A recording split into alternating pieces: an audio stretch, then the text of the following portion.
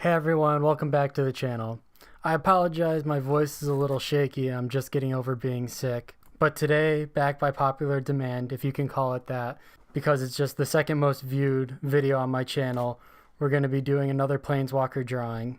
Today we're going to be going back to the world of Magic and we're going to be drawing Jace. So this week there was a few things that I really wanted to work on. Number one was accuracy. That was the one thing I think in my Chandra video that I didn't like the most, was I didn't find that what I had done could have been as accurate as it could have. And the other thing to me was just to bring a little bit more of realism. So with that, hopefully we can do those things. So let's get into the video.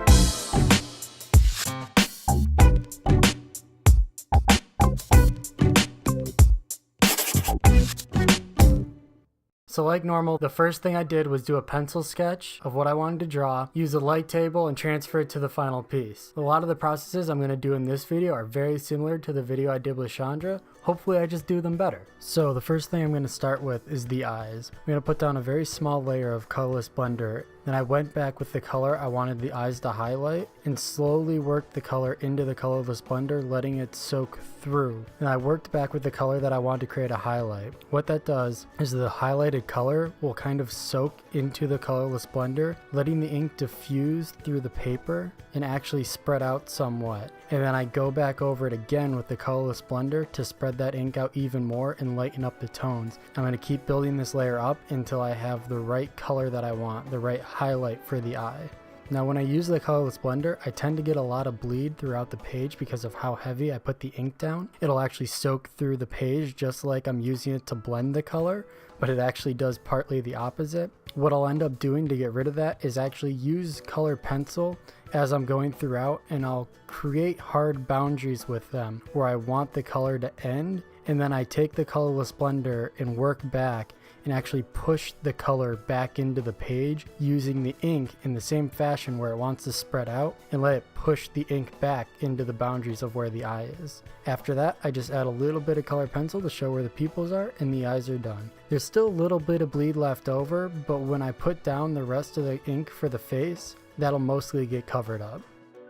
Again, I start with the Colorless Blender to put down an area where I want my skin tone to eventually sink into and create the biggest highlight on the face. I take my E50 and I slowly start working the ink into the page, making sure to go over it several times so that I have an even tone, slowly building up the color of the skin over time and working it more into where I put the Colorless Blender so that I get an even blending but still keep the highlight. Then taking a slightly darker skin tone, I'll work over the area where I want shadows to build up, and I'll keep switching back between the two markers like normal to create that color gradient. Now one thing I'm doing as I go throughout is you can kind of see that I'm working in sections. When you're working with the markers, you don't really want to let them dry out. Not that it's a bad thing, but it can make it harder to blend the markers after it's dried out because you can get odd edges. By odd edges, it just creates a hard boundary where you can almost see like a water crease line, even though they're not water based, but it just creates a very odd barrier that can be visible on the final drawing. And then working on through the face, I keep track of where the light source is going to be coming in from the right side, and then moving right to left, I progressively use darker and darker skin tones to create all the gradients within the face.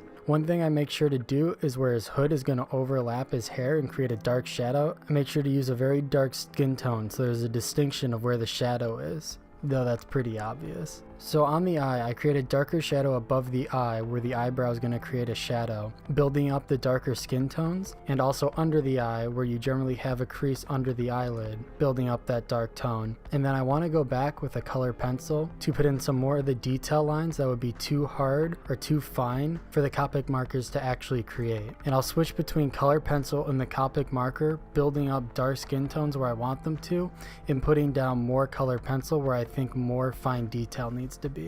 And I'll keep doing that until I have it exactly the way I want the eye to look.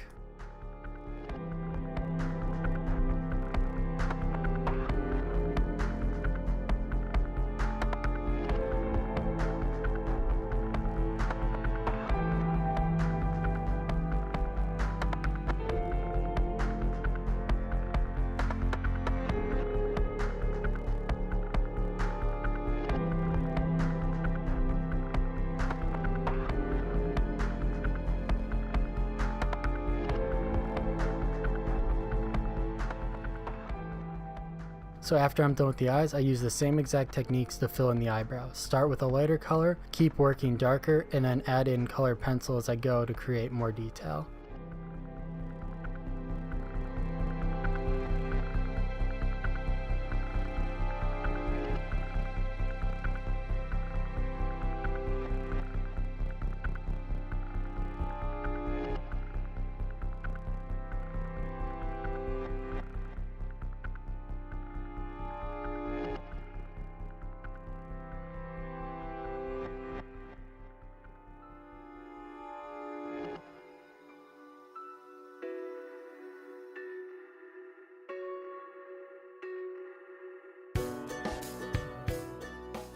For the hair, I'm actually doing something that I did in one of my earlier drawings, where I'm really only using 3 colors, and I'm going to blend those 3 colors together till I have hair that looks realistic in the lighting conditions that I want. So I'll first put down the lightest color, then a darker color, blend those two together, and then repeat that with the darkest color, and then continue that blending until I have a seamless transition.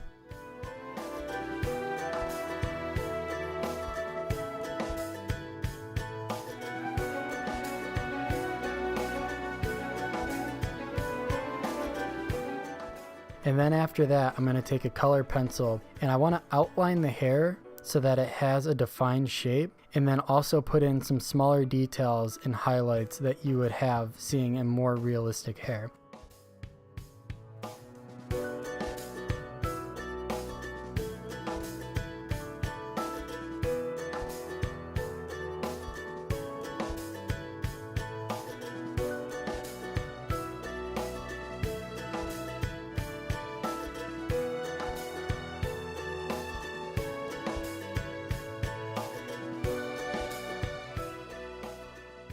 With the cloak, I'm going to start with the lightest blue, leaving room for where I want the biggest highlight, and slowly blend in darker colors, going back with a lighter to blend into a seamless transition, and keep making the areas darker where I want more shadow, and keep them lighter where I want my highlights. And I slowly work my way through doing the cloak and the hood. As I do that, I make sure to leave blank spaces for, I don't really know what to call them, his face tattoos that transition all the way through his clothes or whatever they are, but I make sure to keep them blank because I'll go back over them later with a different color. And then as the same before, I'm going to keep going over certain areas with colored pencil where I feel like the color either needs to be bolstered a little bit or lightened up if it had gotten too dark with the Copics, so that it comes out with more realistic folds and more realistic shadows so that it looks better.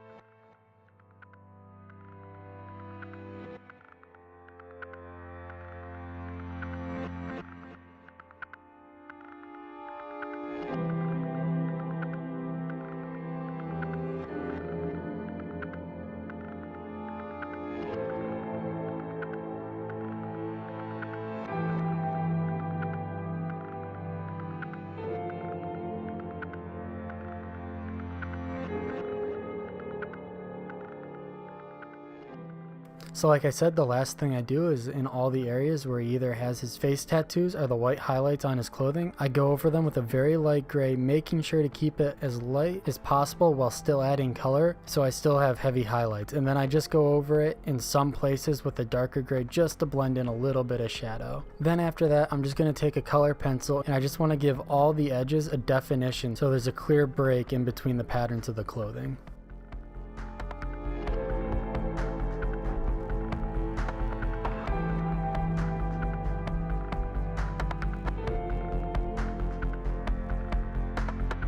And then last but not least, give it a signature.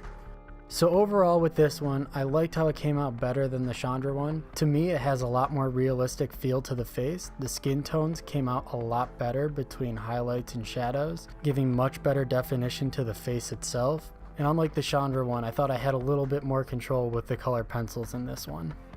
Thanks everyone for watching the video. If you liked it, go ahead and leave a like. And if you have anything that you want me to draw, leave it in a comment down below. As always, subscribe if you want more videos like this, and I'll see you guys in the next one. Now go make something.